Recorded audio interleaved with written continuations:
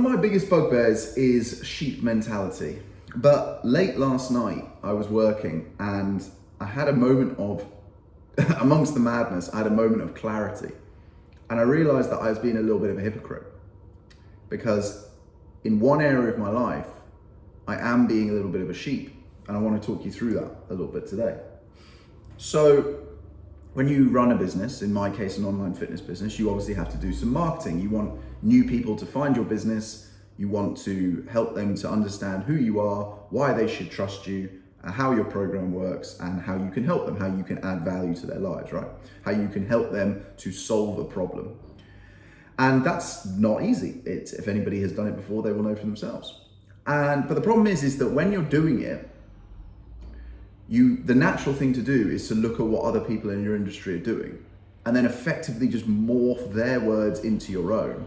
And I spent a lot of time over the last few days, because I'm about to launch a new campaign, doing this. And then last night, it was late, and I realized I just sound like everybody else. This isn't, like, I wouldn't buy this shit. That's not to say what I'm selling is shit.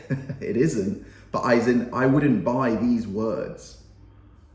And I kind of took another step back from it, so zoomed out even further. And I was kind of looking at it again, and I was like, Jesus, the internet is just full of liars. And I know we all know this. I'm not spouting a revelation here. But I think there's also like this level of acceptance of it. And that's kind of insane when it comes to your health, when it comes to your fitness, your wellness, both physical and mental. And what I suppose the biggest bugbear now for me is that these people are just barefaced lying. Because if anybody is out there on the internet telling you that getting in shape and staying in shape is easy, they are full of BS. Because it isn't easy. It's not meant to be easy.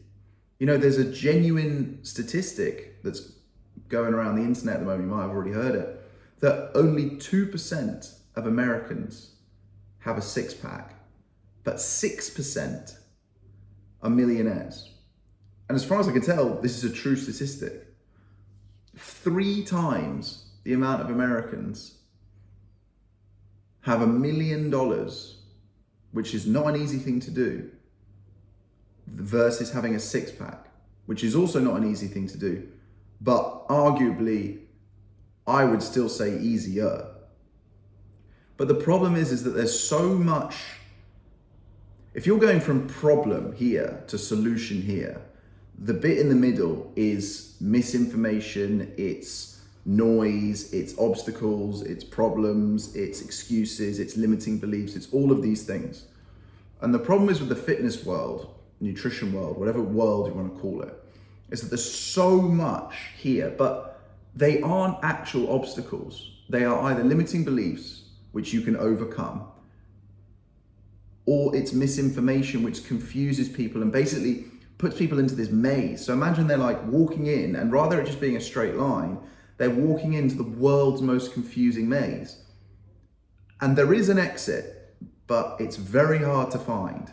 And very few people have got to the other side of it, and they've just given up and they've stopped playing the game. And this is what's so frustrating as someone who has a product and a service that actually gets people results and actually works for people and has been doing this a very long time.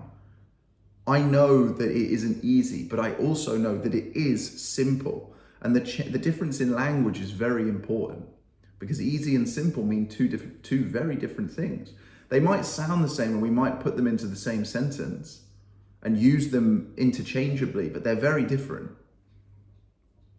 And that's kind of what I want to talk about today, because the vast majority of people fail either because of false expectations, limiting beliefs, or misinformation. And there's a very simple way, see how I use the language there, to avoid failure. And that's what I want to run you through today. And I went on a bit of a Twitter rampage last night talking about this, because I suddenly realized it. I suddenly realized that I was sounding like everybody else and I was angry at myself. And I'm glad I caught myself doing this, because I sort of reversed out of it, obviously. But then I was like, holy crap, this is a big thing. Like, and I think it's just because I'm so close to it. And people continue to spend billions of dollars and pounds every single year on their health and fitness because A, it's very important to them, and B, it's a huge problem, and C, they are desperate to try to solve that problem. So they will keep throwing money at these new shiny objects, hoping that they are the solution for them, hoping that, they finally found the secret solution that's for them because they're a special snowflake and they need special attention with special treatment and they've got special circumstances and this thing isn't going to work for them because of this one thing. And it's like, no, that you've basically just been missold on something. And you can hear the frustration in my voice because the fact of the matter is it is not easy. It's not meant to be easy, but it is simple.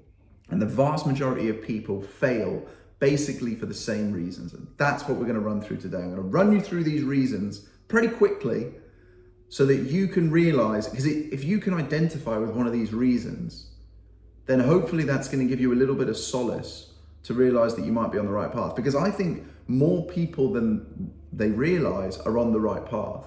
They just haven't walked that path for long enough. And that's the first one. It's patience. It's a lack of patience.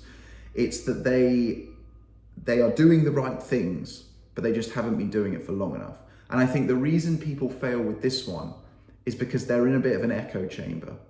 They've got no one there, whether it's the support of a community or a coach or even a friend who has kind of walked the same path, but you've got to be careful with that because they're not trying to harm you by saying this, but they will often just say, the language they'll use is you have to do this, this, and this, and they're basically preaching exactly what they've done. But again, you don't have to do any of these things, and what worked for your best mate might not work for you. So it's important to realize that, even if it's great to have their support, but you just need to be conscious of that. But yeah, most people don't have the patience for this stuff, and they don't have the patience because they don't have the support and the accountability, either a coach or of a community. And I can take, what's the word? I can recognize this as well, because even in when you're building a business, it's a very isolating exercise. You do it by yourself all day, every day. And you are constantly questioning whether you've done the right thing. There's no boss to say, good work. There is no reassurance. The reassurance comes from the results. But the results don't come until long after you've done the thing, more often than not. And it's exactly the same with fitness. That's actually a really good way of putting it. I can't remember what I just said, but I'm going to listen to this back. You can rewind it and listen to that little 30-second clip again. But yeah, that's so true. And I think the vast majority of people who are trying to do it are probably doing the right thing, or they're at least making the right attempts. They're making steps in the right direction. They just might need a little bit of guidance to bring them back on track a little bit. So that's definitely number one. Yeah, they lack the patience and accountability. Number two is that they're not actually following a plan. And you can't have a plan if you don't know where you want to go. Because if we know where we want to go, we can draw up a roadmap. And the roadmap is your plan, basically. But first, you have to actually know what you want. What is your singular focus? What is the goal that you are actually trying to achieve? Because if you know that, then we can draw up a roadmap to get you there. And that is going to look like tracking your lifts so that we know that you're progressively overloading. Tracking your calories and your macros so that we know that you're eating enough or not too much, and you're getting the right amount of protein, vitamins, minerals, all of this stuff. And then it's also tracking things like how well you're sleeping, how many steps you're getting a day. What we measure, we can improve, right? Or what we measure, we can manage. What we manage, we can improve. So if you know where you're going, you can draw up a roadmap, aka a plan. If you follow that plan and track your lifts, progressively overload, track your calories, your steps, your sleep, how much water you drink, all of this stuff, then you are much more likely to make progress. Another one, which is a huge one, and it's something I've realized this week particularly. I'm very lucky I say lucky, it's not luck, but I live in southern Spain and we get a lot of sun down here. But the last week we've had like almost zero, and it massively affects you. And obviously it's, the 16th of February this morning. And if you're living in the Northern Hemisphere and it's winter, it's very hard to get sunlight. I love Dr. Andrew Huberman, but when he's constantly tweeting and posting saying, yeah, guys, you just need to go outside and get some sunlight, it's like, how? And someone actually asked me this the other day, and I was thinking back to what I used to do. And one thing I used to do here is once a week, so not exactly much, for like 10 minutes a week, I'd go and get a sunbed in London when I lived there. I lived there for 13 years. And it's not the same thing, but it's a hell of a lot better than just sitting in the cold and the dark all the time. The sun is literally like free steroids. Like, it's insane. Like the power of the sun. I don't think people comprehend how powerful the sun is. So yeah, get in some sunlight. People don't do compound movements in the gym. So let's say you know where you're going. Let's say you're following a plan. Is that plan actually any good? Are you doing compound movements that burn the most calories, that use the most muscles, that are the hardest to do? Because it's inputs and outputs.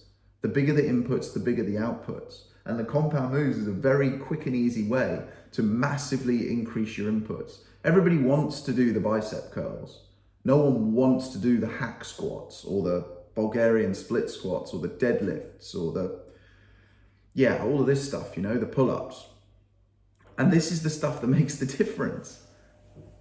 So that's another one. And then, talking about nutrition. People aren't aiming for personalized nutrition targets that are actually designed for them and their goal. They're not eating enough protein. They're not drinking enough water.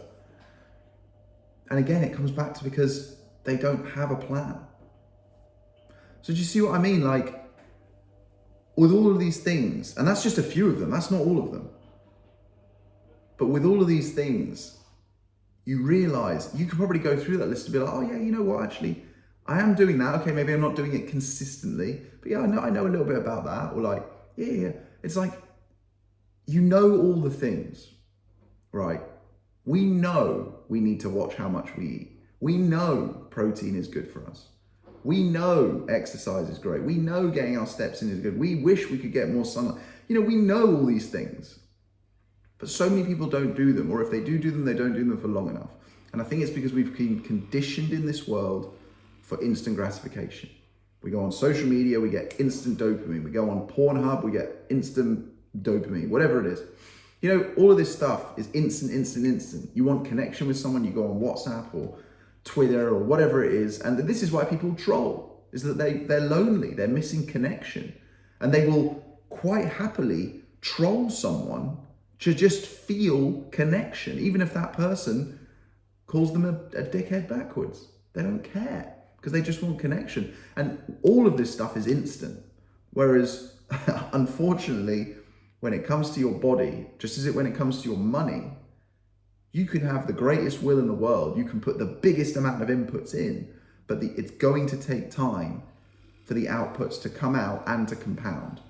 And if people had more patience and kept walking that path, having a path and knowing where they're actually trying to get to, they would be on the right track. So if anybody out there is telling you that getting in shape or staying in shape is easy, they are lying to you, because it is very difficult. And the stats prove it. The fact that only 2% of Americans are lean enough to be able to see their abdominal muscles, which not only just literally 40 years ago was basically normal, is terrifying. And we always use America because America, basically, the rest of the world follows them on trend for the most part. Not always, but for the most part. The UK tends to track about 2 to 3 years behind America on basically everything at a statistical level. So if this is a problem in America, in 2 to 3 years' time, it's going to be the exact same problem in the UK and Europe and so on and so forth, right? So this is why these studies are always looking at America. And that's why it's a good thing that they do, because as things stand right now, they always set the trend. So I hope this is useful. I really do. You can hear the frustration in my voice because it is frustrating. It's exhausting. It's exhausting because when you want to be able to help as many people as possible. It's like, no, come over here. Like this is it. And then a lot of people, you speak to them and you're like, yeah, you're doing the right thing.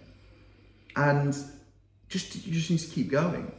And then they'll be like, yeah, but what about this? Well, I heard about this. And then, do you reckon if I do this, it'll be quicker? It's like, no. It'll be a quicker way for you to spend wasted money, for sure. But it's not going to get you to the destination any quicker. And here's the real kicker, guys. When you get to the destination, you'll be happy for about 10 minutes. And then the destination will zoom off into the future again. I'll leave you with this. The final boss is the realization that there is no end goal with fitness. There isn't. All we're trying to do is stay alive, basically, And as hard as it is, and it is very hard, maybe even harder than getting in shape, try not to focus on how you're going to feel or look when you're in shape.